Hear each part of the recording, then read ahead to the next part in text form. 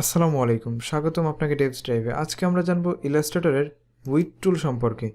এর shortcut key হলো shift W, অর্থাৎ শিফট চেপে রেখে ডাব্লিউ প্রেস করলে উইথ টুল অ্যাক্টিভ হয়ে যাবে। আমরা দেখতে পাচ্ছি উইথ টুল অ্যাক্টিভ রয়েছে। প্রথমে লাইন সেগমেন্ট টুল সিলেক্ট করে শিফট চেপে আমরা একটি লাইন নিয়ে নিলাম। এখানে স্ট্রোক পয়েন্ট 10 করে দিলাম। দেখতে পাচ্ছি এর উইথ অনেকটা বৃদ্ধি পেয়েছে। এখানে ফিল কালার ডিঅ্যাক্টিভ রয়েছে এবং স্ট্রোক কালার অ্যাক্টিভ রয়েছে। এটি সিলেক্ট থাকা অবস্থায় আমরা যদি শিফট চেপে রেখে ডাব্লিউ বাটনে প্রেস করি তাহলে দেখতে পাবো উইথ টুল অ্যাক্টিভ হয়েছে। এই পাতের উপরে কার্সর রাখলে কার্সরের নিচে একটি প্লাস সাইন তৈরি হচ্ছে। এখন এই পাতের উপরে কার্সর রেখে যদি আমরা মাউসের লেফট বাটন ক্লিক করে ড্র্যাগ করি তাহলে দেখতে পাবো দুই পাশ থেকে দুইটি লাইন তৈরি হয়েছে। এর উইথ অনেকটা বৃদ্ধি পেয়েছে।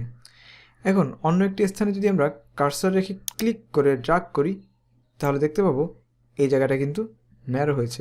আমরা এখানে দুই পাশে দুইটি পয়েন্ট দেখতে পাচ্ছি, বিন্দু দেখতে পাচ্ছি। এই বিন্দুতে কার্সর রেখে যে কোনো একটি বিন্দুতে কার্সর রেখে যদি ক্লিক করে ড্র্যাগ করে এর উইথ আরও আমরা বাড়িয়ে দিতে পারি, অথবা এটাকে ধরে ক্লিক করে যদি আমরা ড্র্যাগ করি তাহলে কিন্তু আমরা এর অবস্থানের পরিবর্তন করতে পারি। চাইলে এখান থেকে যদি ক্লিক করে ড্র্যাগ করি, ড্র্যাগ করলে এখান থেকে উইথ আরও বেশি বাড়িয়ে নিতে পারি। সিলেকশন টুলের মাধ্যমে এটাকে সিলেক্ট করে ডিলিট করে দিলাম। এখান থেকে ইলিপস টুল ব্যবহার করে শিফট চেপে রেখে ক্লিক করে ড্র্যাগ করলে একটি পূর্ণাঙ্গ বৃত্ত পেয়ে যাব। এর ফিল কালার ডিঅ্যাক্টিভ রয়েছে এবং স্ট্রোক কালার অ্যাক্টিভ রয়েছে। এখানে এর স্ট্রোক উইথ পয়েন্ট আমরা 10 করে দিলাম। এর উইথ কালার 10 পয়েন্ট হয়ে গেল। এ বাটন প্রেস করে ডিরেক্ট সিলেকশন টু সিলেক্ট করে নিলাম। এবার আমরা এই অংশটুকুকে ড্র্যাগ করে সিলেক্ট করে নিলাম। ডিলিট বাটন প্রেস করে ডিলিট করে দিলাম। সিলেকশন টুল সিলেক্ট করে এটাকে একটু রোটেট করে নিলাম।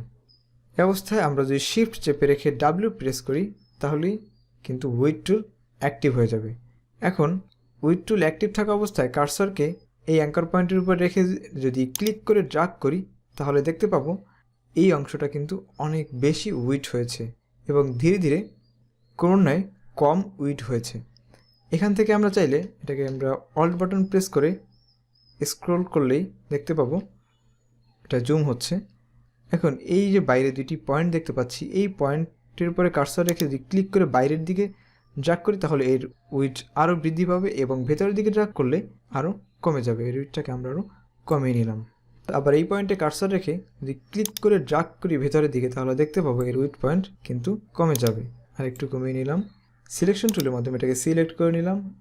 স্ট্রোক অপশনে ক্লিক করে এটাকে রাউন্ড ক্যাপ করে দিলে দেখতে পাবো এটা কিন্তু এই অংশটা কিন্তু রাউন্ড হয়েছে। উইথ টুল সিলেক্ট করে এর উইথ পয়েন্ট আমরা এখানে কার্সর রাখলে দেখতে পাবো একটি লাইন তৈরি হয়েছে এবং এই লাইনের দুই মাথায় কিন্তু দুইটি পয়েন্ট রয়েছে। এই পয়েন্টের উপরে কার্সর রেখে ক্লিক করে এর উইথ পয়েন্ট আমরা কমিয়ে নিলাম। এখন সিলেকশন টুলের মাধ্যমে এটাকে সিলেক্ট করে স্ট্রোক অপশন ওপেন করে ড্যাশ লাইন অ্যাক্টিভ করে দিলাম। এখানে আমরা 25 পয়েন্ট করে দিলাম। এর পরের গ্যাপে 25 করে দিলাম।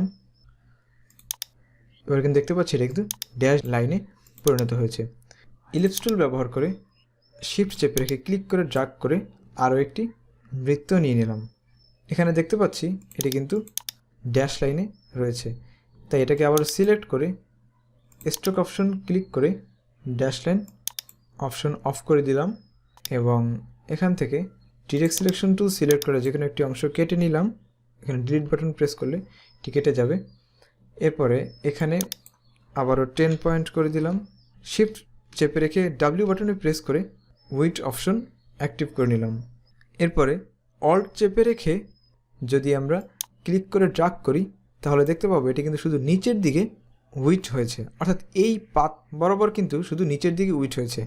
আর যদি আমরা ডিরেক্ট সিলেকশন টুলের মধ্যে ক্লিক করে ডিলিট করে দিলাম, যদি আমরা অল্ট না চেপে ক্লিক করে ড্র্যাগ করি তাহলে দেখতে পাবো এই পাত বরাবর কিন্তু দুই দিকেই সমানভাবে উইথ হয়েছে, কিন্তু আমরা এখানে অল্ট বাটন চেপে রেখে ড্র্যাগ করেছি ফলে শুধু নিচের দিকে উইথ পয়েন্ট বৃদ্ধি পেয়েছে।